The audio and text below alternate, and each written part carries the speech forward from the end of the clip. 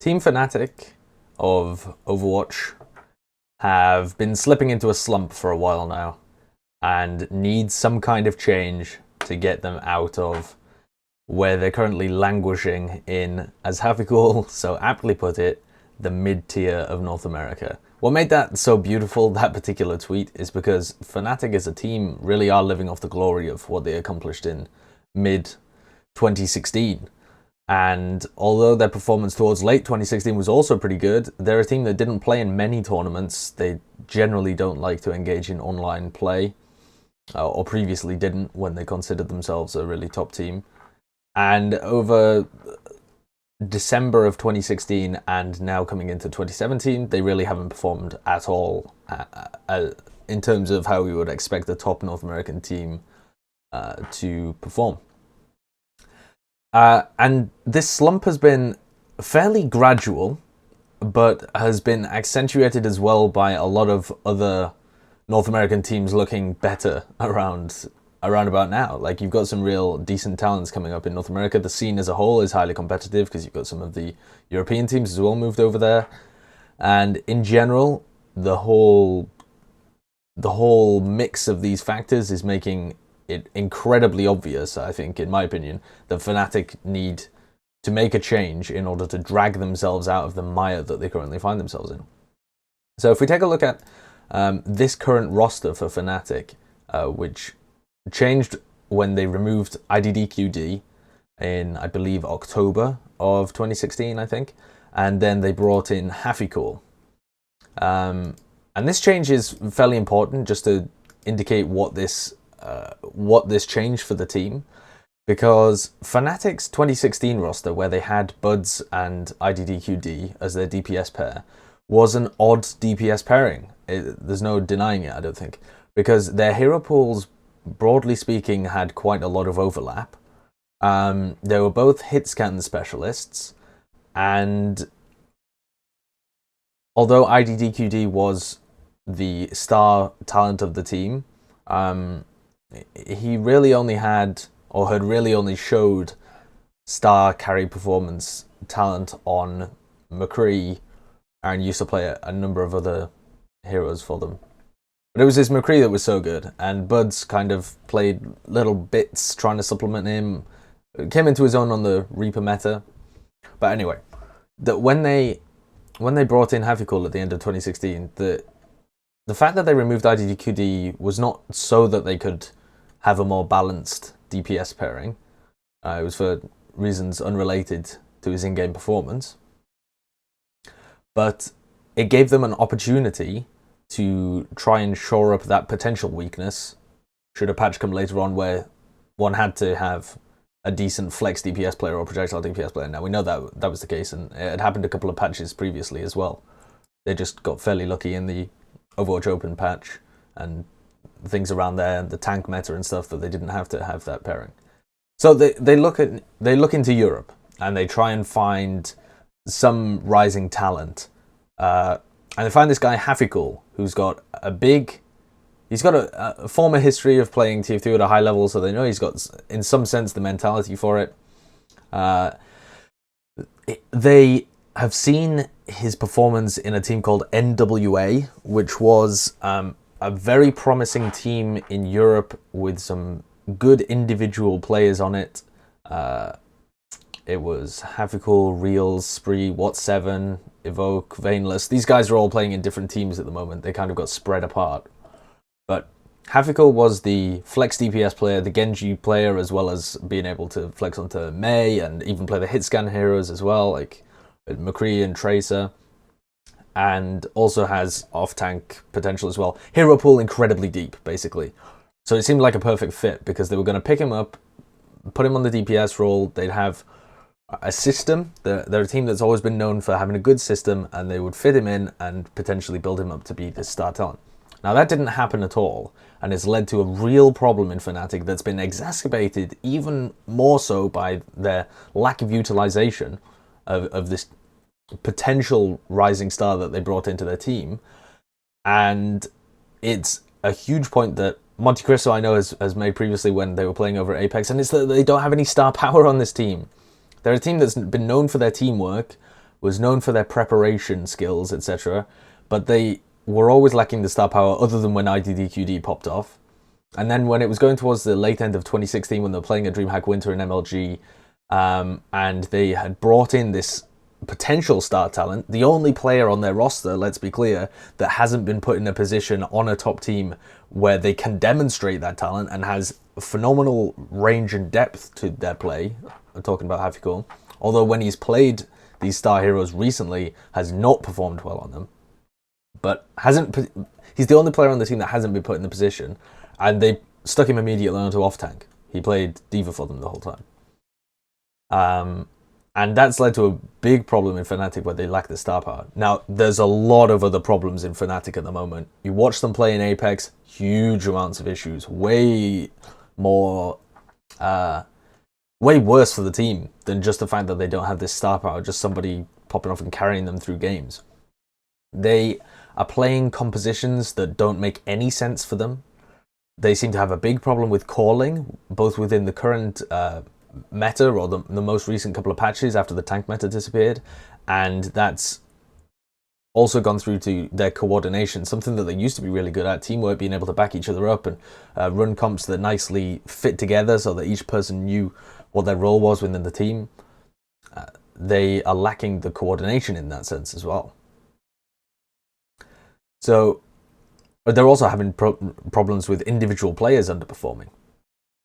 So lots of different issues here. But I think that they can be broadly boiled down to a couple of key problems that are then providing all of these symptoms, and it provides individual specific points for Fnatic to work on or change, which is why I titled this video Fnatic Need to Change, because whether it's a change of mentality, a change of how different players are utilized within the team, or a change in terms of a roster change, I think all three of those are reasonable ways to fix the problem that Fnatic currently faces and has been going through, and I'll outline a couple of those. So this is a team that at one point were the second best in North America as well, but that was a long time ago, and that was before a lot of these other North American teams started coming up. It was back in kind of mid-2016. The only real team in contention for them for that second best in North America, underneath Envious, obviously, who were doing fantastically at that point, was Cloud9, the old roster of Cloud9 as well, with like Grego and Debet and Riva. And they were outperforming Cloud9 in general once it got to summer to autumn of 2016. So they were at one point the second best in North America, but it seems reasonable, actually, that they were always going to go down.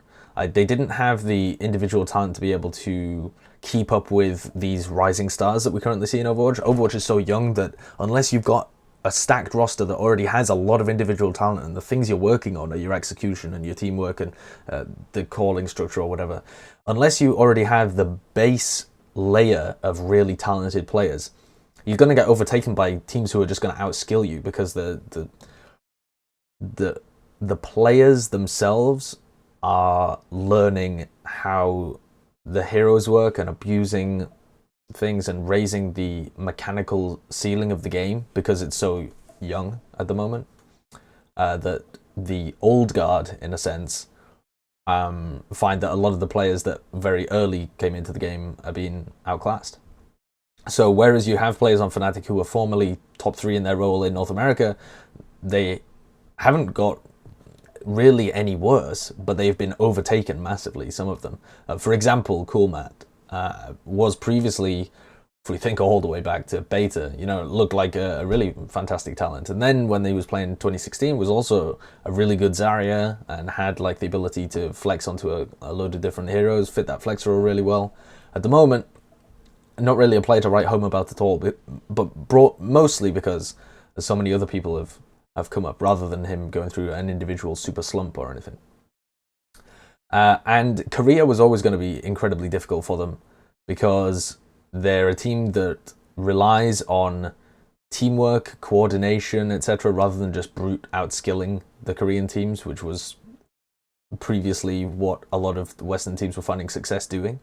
They also didn't have their coach there, who they rely on fairly heavily, and so it was reasonable to look at that and think, well, that's part of the reason they're having so many issues with their compositions, with their coordination, with just how they were reacting to different situations, which seems to be a symptom of a calling problem within the team.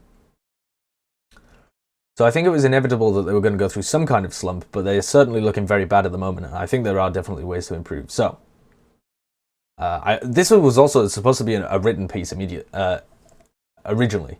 I had intended it to be a written piece, but I couldn't get the tone of it right. It felt like I was like deliberately shit-talking individual players on Fnatic. So I hope that's not the impression that I'm giving at all. I feel like there are definite problems, and some of those do stem from individual performances from certain players. And like calling problems as well, but it's more about what I think they could do to improve, and tough decisions do have to be made for teams to stay on top of an esports scene, especially one that's growing and changing as quickly as Overwatch. But it's not a witch hunt in any sense. So what were some of the good points about Fnatic? They had really good prep. They used to go into tournaments and really know what they wanted to execute, research the enemy team, come up with decent counters for them, know their play style, etc., and have the teamwork to be able to execute that. That's also been difficult in the recent tournaments that they've played in. So Apex, and when they came back, they played in the Overwatch monthly melee. Apex, because not only did they not have their coach, but it was actually difficult. It's difficult to be able to prep against Korean teams that you haven't played against before in scrims. You haven't played against their style at all, and you haven't. It's difficult just to bridge the language barrier to be able to find information, to be able to watch streams and understand what you're seeing, to be able to look back on previous games that maybe weren't casted by English talent and find those games, be able to watch them, prepare for them, understand what the team's doing, etc. And in the Overwatch monthly melee, they are playing against teams that they haven't been playing against for ages because they've just come back from Korea as well, and they don't quite know who they're going up against. There's a large spread of teams, and it's not that serious a tournament. And a few of their players are playing from, a couple of their players are playing from Sweden and Iceland, so they've got bad ping as well. Anyway, though, here's what they've lost when you watch their games at Apex and in the Overwatch monthly melee, and to a lesser extent, MLG Vegas and the, what was it called? Winter Premier qualifiers, which they also competed in. So I went back and I watched all those games. I feel like they've lost a lot of their ability to adapt on the fly. And I think so much of this is coming down to their calling, and in some way either losing faith in the guy that's calling, the guy who's calling doesn't quite understand what they're doing, they're not preparing well enough, or they're not able to execute their teamwork properly, or something is going wrong at a base level with the communication in this team. Or just the plan that they have when they enter. Because they're playing compositions that not only don't favor them individually, they don't work together in terms of theoretically how would these pieces fit together composition wise. I'll go through some of them later. Their coordination doesn't work when they're trying to make these pushes, and they're not adapting to other teams like they used to. Their initiation is also really bad. They play as a super reactive team, especially when you're watching the Apex games. They look like they were lost in terms of actually taking the bull by the horns and going into these Korean teams. Even when they played against Flash Lux, who are by far and away the weakest team in this season, and potentially were the weakest team like last season as well, or in the bottom three at least. So they've been a weak team for a while and not really made many improvements. And even when they were playing against Flash Lux, they looked tentative. They looked like they didn't want to engage into them.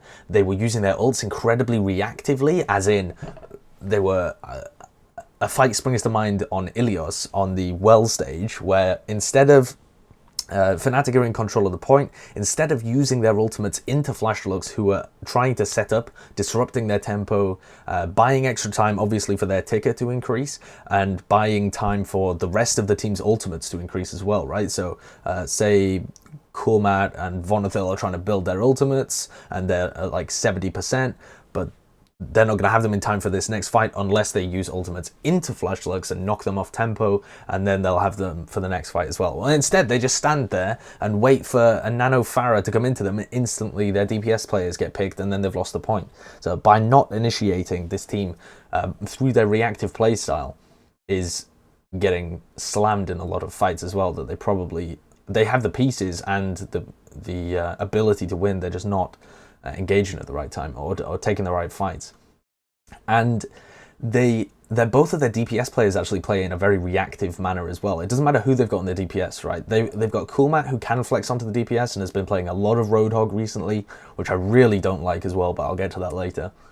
But when they were playing much more kind of 2-2-2 compositions in 2017, with Hafikul moving away from this off-tank role that he was locked onto for most of 2016. So, but then what they're doing is they're not trying to put their resources on the DPS players and going, right, you go and make plays, you go and try and carry, or you go into them and dive and create disruptions and stop them engaging into us. What they seem to be doing, what their game plan seems to be is that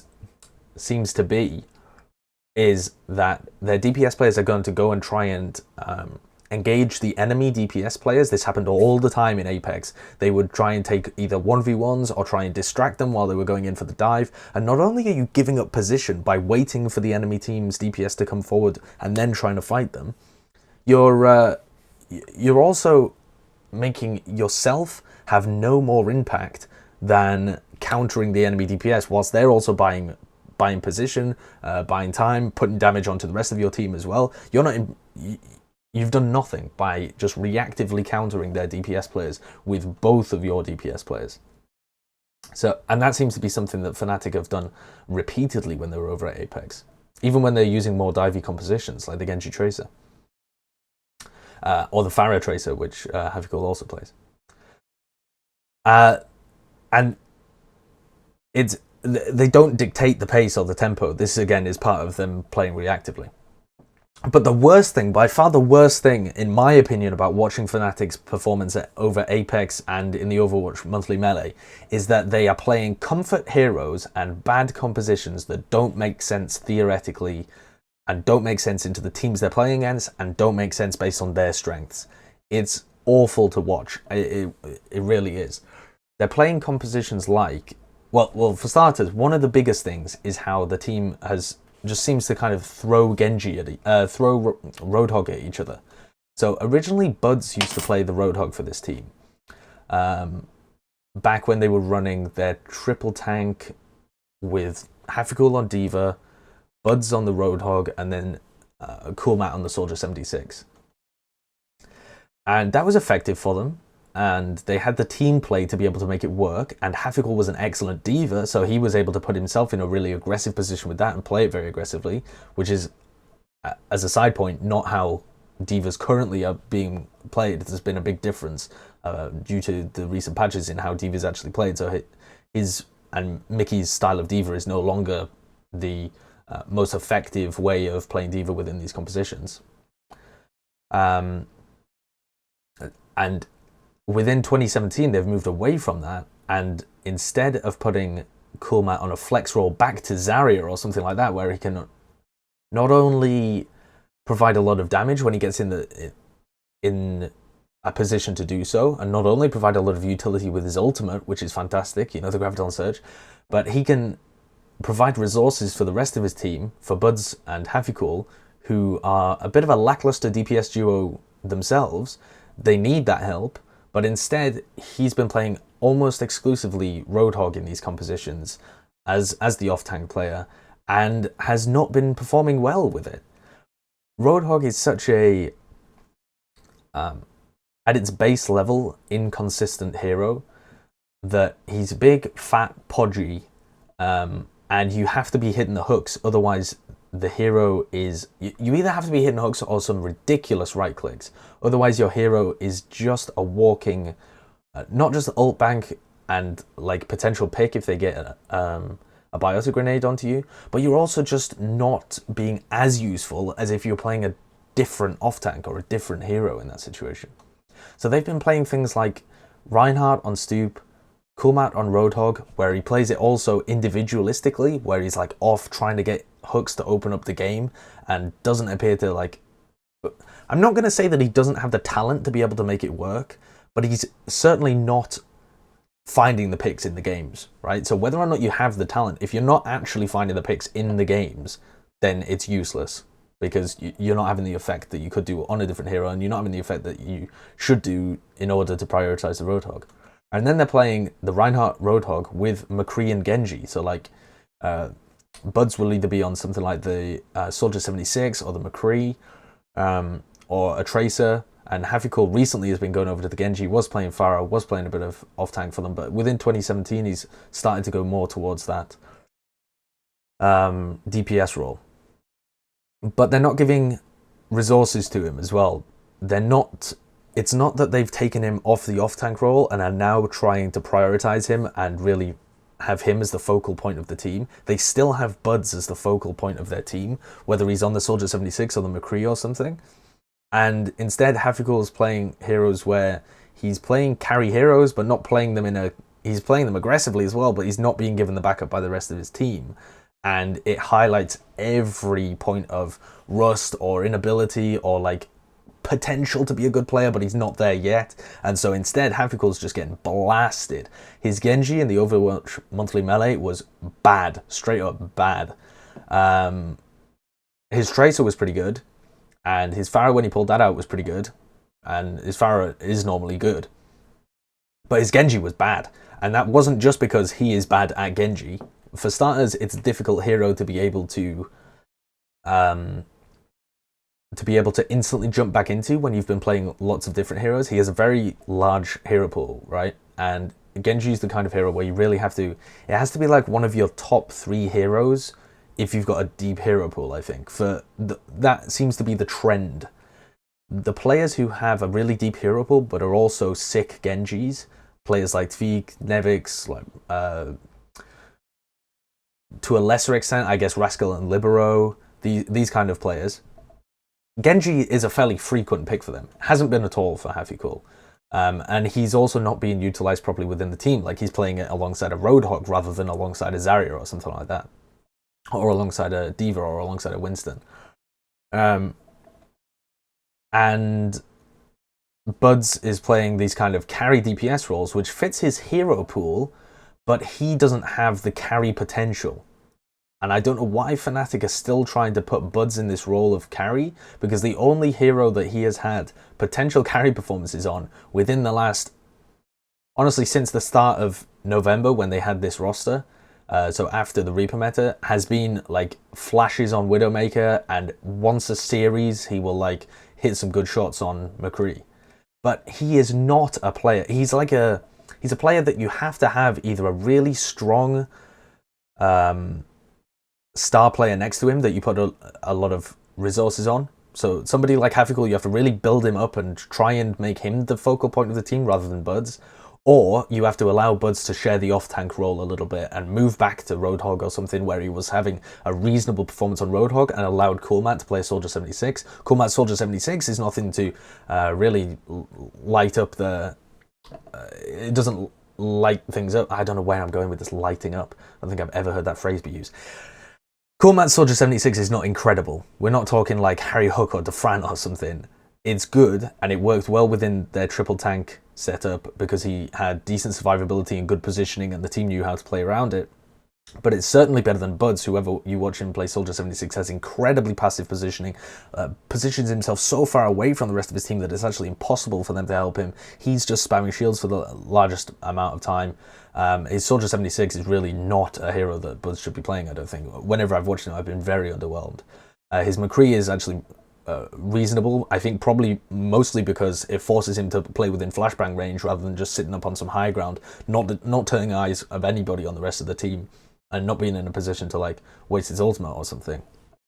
And his Tracer is also okay, like Buds can play a reasonable Tracer. But the trends of this team as well, in terms of the compositions that they've been running, has been strange, very strange. And I kind of wonder whether it's because the whole time they were in Apex they didn't have their coach there, and I think Roffelgater used to have a pretty big well, still does when he's with them, have a pretty big role in this team in kind of straightening them out and making sure that they had a clear plan and providing some analysis that perhaps he wasn't able to do, or it was more difficult, or the team wasn't listening to him because he wasn't there in person just to like clip him around the ears. But the fact that Coolmat, since November, from November to now, has played 49% Zarya, but from 2017 to now, so from January to now, has played 50% Roadhog, and has played almost like a small, way smaller amount of Zarya, and almost no Soldier 76. He just hasn't touched that hero at all. Stoop's been playing more Winston because they've been trying to go to more towards the dive, but that was only really in the Overwatch Monthly Melee. Previously, when they were playing in Apex, he was pretty much solely on the Reinhardt. And Custard's been playing more Ana, despite the fact that Zen could work for this team and they could bring it in a little bit more. So I think if you don't want to make any roster changes to this team, if you were completely set on not having any roster change... Oh, here's the other thing as well, though. Before I get into that, when you look at the individual play, right, the individual performances, I've already mentioned that that Hafikul, because he's been put on so many different heroes, like if you watched his games when he was on NWA, he did look like a really promising flex DPS player, and I think that potential has been utterly squandered when he came into Fnatic because he's been just playing the bitch role.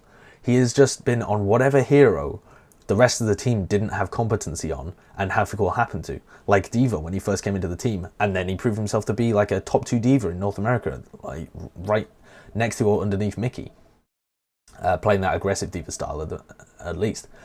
And then they've tried him on a load of different things, like he's got really good, he's got a good Pharah, he can play Tracer, he's got they had the potential to work him in as like a Genji within the triple tank strategy and move Matt back to Zarya and have Buds on the Roadhog. Never tried it. That is definitely something that could work. Instead, they always have Buds in that solo DPS role, which is very odd.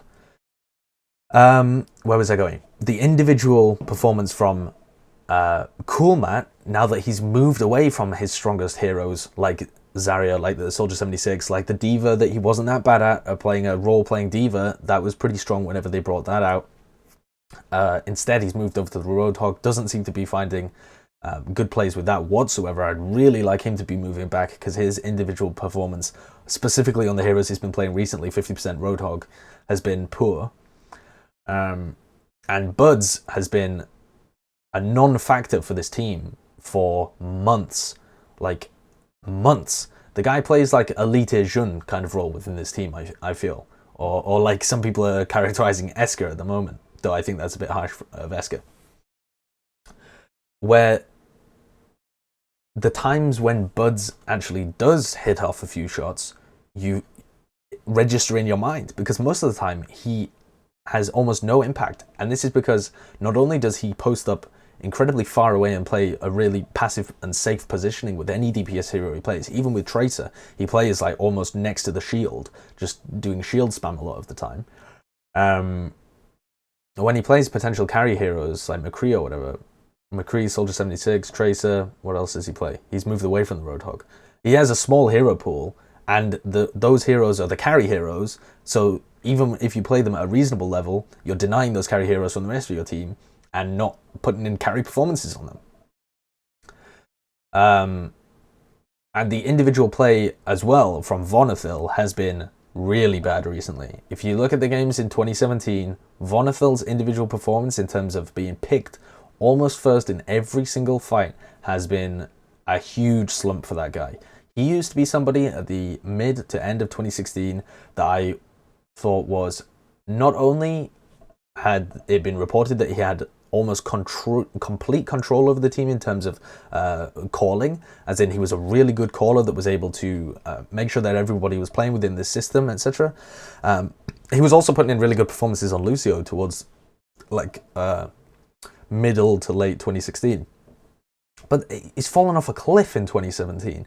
He keeps getting picked first all the time. His deaths are really high whenever you look at the stats of the Apex games in particular.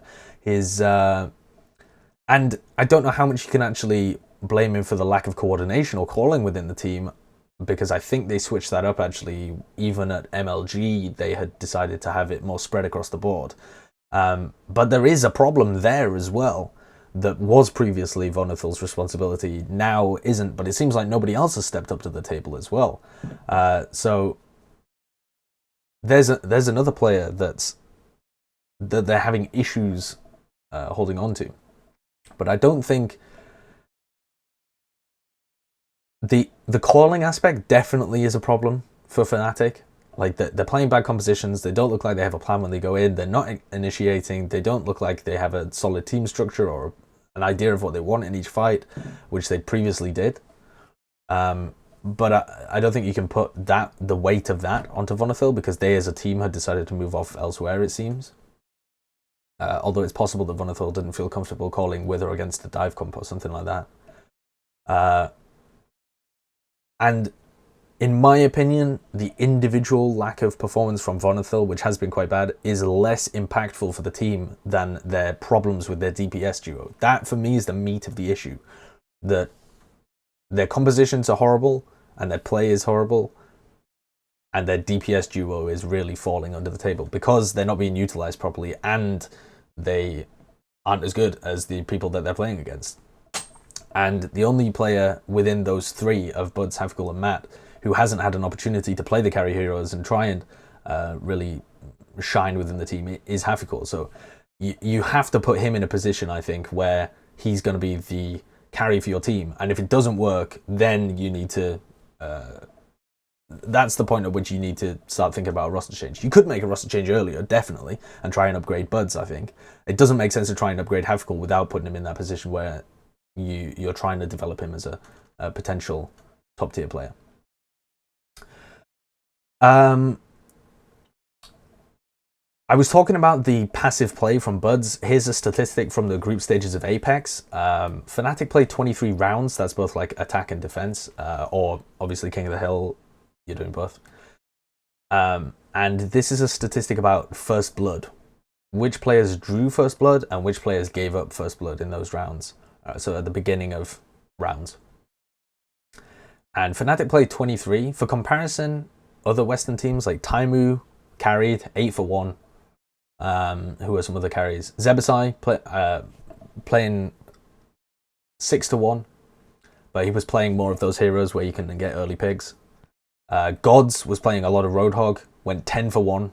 Really strong performance to start things out for him. But the rest of the players in those top Western teams were more middling. So Harry's on 4 to 4. Tvik was on 3 for 2. This is, remember, how many initial picks you got versus how many times you gave up the initial pick. So 4 for 4, 3 for 2. Manhattan's was 4 for 1, which is pretty good. Surefall was 1 to 3. Mendo was 2 to 3. But you see this general trend. There's like your carry players are up there, or these players that are playing on the pick heroes. And then you have your other DPS player is like extending to try and make a pick, and it works out maybe half the time and it doesn't work the other half or something. Buds is playing the carry hero within this team, although not always the hero that is going to instantly get insta-kills. But anyway, Buds was playing the carry DPS players for the most part in Apex. He drew First Blood once out of 23 rounds. He got the first kill. And he died first 0 times in 23 rounds. This guy plays so passively, like so safely, and it hurts his team because he's not just keeping himself alive, he's actually playing so far back that when they get dived, he is a pick on, like, particularly happens when he's playing Soldier 76, actually. I feel like he thinks that the further back he holds, the safer he is, but he's actually like removing himself from the bulk of his team with like his off tanks and stuff, and even his healers. So he's like running off and using his biotic shield or something when they get dived, and he just gets like he isolates himself and puts him as a pick. And it doesn't draw eyes or anything like that for the rest of his team, or put him in a position where he can do a lot of damage. He's shield spamming a lot. Coolmat Haffy went 3 to 4, and Coolmat went 3 to 4. Haffy went 4 to 4. So Buds is the big outlier in all of that. And the problem with this is that you've got 2 role players essentially in the DPS roles. Like if you're playing 2-2 on Fnatic without Matt being on a hog, which I think is a good idea because Matt is in a sense wasted on the hog, but also not that good on the hog. Like, a player like Buds isn't incredible on the Hog. He's probably about the same level, probably slightly better than Coolmat on the Hog from what we've seen so far, or at least he's having more impact on Hog when he plays it in matches, I should say. But he's not wasted on the Roadhog, because the impact he has on Roadhog is equal or possibly greater than the impact he would be having if he was on that DPS role. Whereas for somebody like Coolmat, the impact he is having on the Roadhog is not more than the impact he would be having if he was playing Zarya or D.Va. He would be helping his team much more if he was playing those two roles. So the thing with the DPS duo of Buds and Haficool is that they are two players who would be good role players, or should be role players within their team.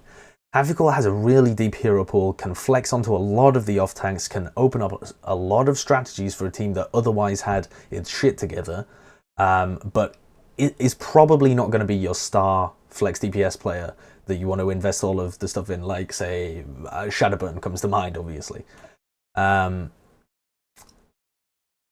But you then need a good hitscan DPS player, or a good DPS player in another sense, next to him. And they don't have that on the team. They have Buds there, who would only be at the level to play in a top tier team, say if Fnatic were contesting like the top 5 or top 2 as they used to slots in North America. The only way that Buds would work in that context is if they took him away from the carry role and instead made him a supportive DPS player with somebody else who was phenomenal. So that the two options here, I think, are to return to a more tanky lineup, but have Haficool be the DPS player and move Buds back to a Roadhog where he can actually still have a reasonable impact and provide something to the team. Or to put a lot of your resources onto Haficool and see if he can become the star player that you originally picked him up and he was showing that potential originally. Or make a roster swap where you're removing Buds from the roster and bringing in an actual carry hitscan player, or somebody who has the potential to be able to carry, somebody who's going to boost the fragging power of your two DPS players. Because Coolmat in that sense is a bit of a role player on the flex as well, fits into it well, has the right heroes for it, but isn't gonna be like a carry Roadhog or an incredible Zarya or an incredible D.Va or something. He's just good at those three heroes and is worse at the Roadhog for this team in particular. So replacing him doesn't make sense either. And replacing Haficool, as I said before, doesn't make sense unless you're going to get someone absolutely god tier. And who is going to be god tier that's going to join Fnatic for starters? And you've still got the problem that Buds is going to be alongside them, kind of dragging it down or having to play that supportive DPS role in a sense. Although then they could play the triple tank Genji or something like that and really have a lot of impact with it. But this is the other thing as well. This is what they could be doing. They could be playing stuff like triple tank Genji with Zarya and a Roadhog, and then Haficool on Genji or Haficool on Tracer or on Pharah even or something if the map worked for it. But they don't use compositions that fit their own strengths individually and the best. It's like they're playing comfort heroes that they enjoy playing and know that they themselves are fairly good at, but it's not what's it called? It's like it's not the most efficient use of resources to put Matt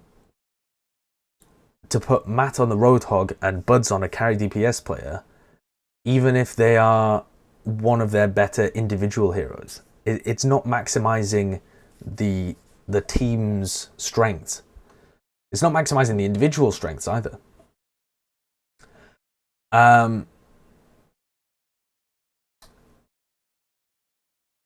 So some of the things that they've been trying recently in the Overwatch Monthly Melee were that they were trying the dive composition.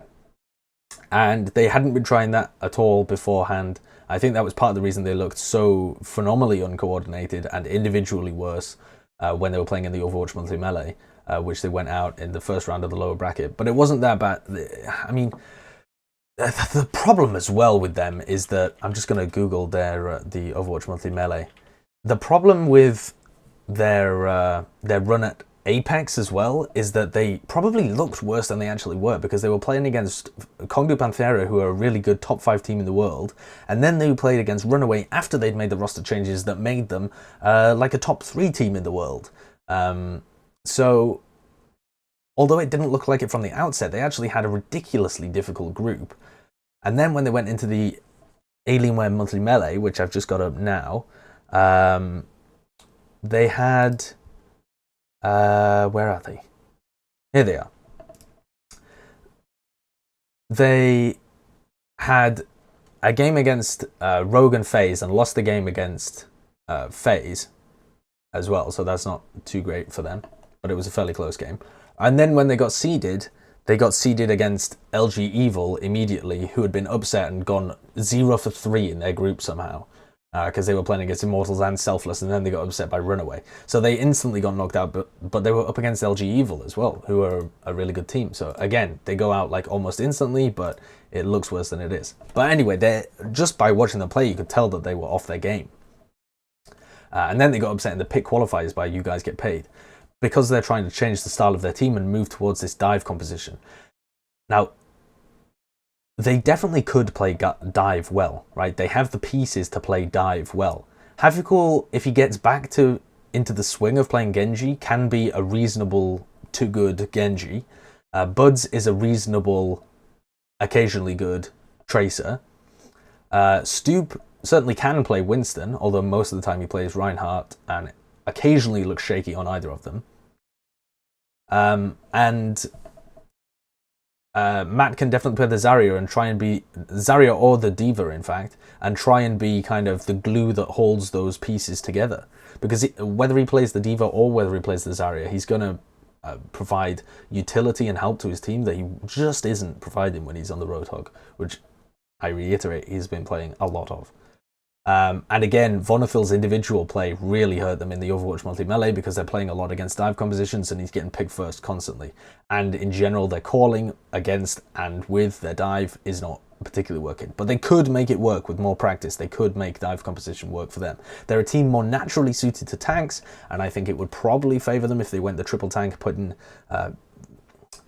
Matt on either the D.Va or Zarya and putting Buds on the Roadhog, and then having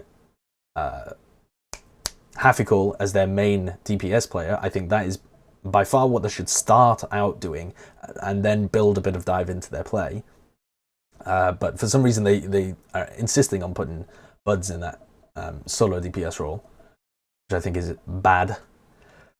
But the other things is that they don't have the individual talent, I don't think, to be able to play stuff like the triple DPS, which composition-wise they could try as well, because Coolmat can also play the Soldier 76, so they could try the triple DPS, but that relies way more on your individual talent and being good at focus calling and coordinating, which is something that they're currently struggling with. So I definitely wouldn't advise them to move the way of triple DPS or something like the Selfless comp, which again they could run because they have Buds on Tracer. They could put Matt on the Soldier 76 and then have Hafikul on the Roadhog, or they could even swap almost all of those around, because those three players can pretty much play all three of those heroes. So they could play the Selfless composition, but again, they don't have the team coordination or the individual talent. So again, this is another composition that I don't think they should be going towards. But even with their 2-2-2, if they just, even if Matt was playing Winston, D.Va or Zarya alongside the Reinhardt from Stoop, and they had the 2-2-2 composition with maybe like with a double hit scan like a McCree and a Tracer or something like that, there are a lot of compositions that would make more sense for them to play than they currently are. So I think Fnatic is a team that are going to eventually get to the point where they have to replace Buds. Unless Buds starts performing way better than he currently is, having more impact than he currently is, because his hero pool is those impact heroes, unless he starts having more impact on them, or moves himself over to share the off-tank role more with Coolmat, and they both kind of... Buds actually did play in the Overwatch Monthly Melee. He did play some Zarya for a while, and I didn't think it was too bad. I thought it was actually a reasonable, like, Buds Zarya play. So if Buds tries to take some of the responsibility of the off tank away from Coolmat and allow Coolmat to take some of the responsibility of hit scan, and they kind of share that based on the composition or based on what they feel, just how they feel in the moment, or how they feel about the composition, or how they feel about the individual hero. I think that is also a way that he could be used if they don't want to replace Buds. And the other issue that I haven't talked about that much, but I have just highlighted a couple of times, is that you get the feeling when you're watching this team that Vonethil, their previous caller and previously was like a team captain for the team, is getting tilted. Like, if I had to, having talked to Vonethil a couple of times at various different events, like in interviews and just when we were outside of the games, he is a reasonably emotional guy, and did feel like he had the responsibility, I think, of a lot of the team and how they were playing. And when you're watching them and they're struggling to coordinate and struggling to adapt, and their play looks all over the shop, and they're using compositions that are awful for them, and Vonethil's also getting picked first in almost every team fight, especially in the monthly melee, you get the feeling that he's getting super tilted either by his lack of ability to call, or by the team not responding to it, or just by their poor performance, and is therefore in a huge slump because of his mental state. It's affecting his individual performance. So I think Vonethil's also a player that's possibly, if they fixed the other problems with their team, Vonethil would get back on track and be able to focus more on his own play. But if it doesn't improve, then he was a liability in the monthly melee, and that kind of stuff is going to lose them games. So that's another thing to watch out for, and may need a replacement. You know, if Vonethil at the moment is doing all of the calls for this team, and they're struggling because his calls either aren't good enough, or the team don't feel confident in them, or whatever the reason may be, then his individual performance plus the calling deficit this team is having might be a good reason to replace Vonethil as well.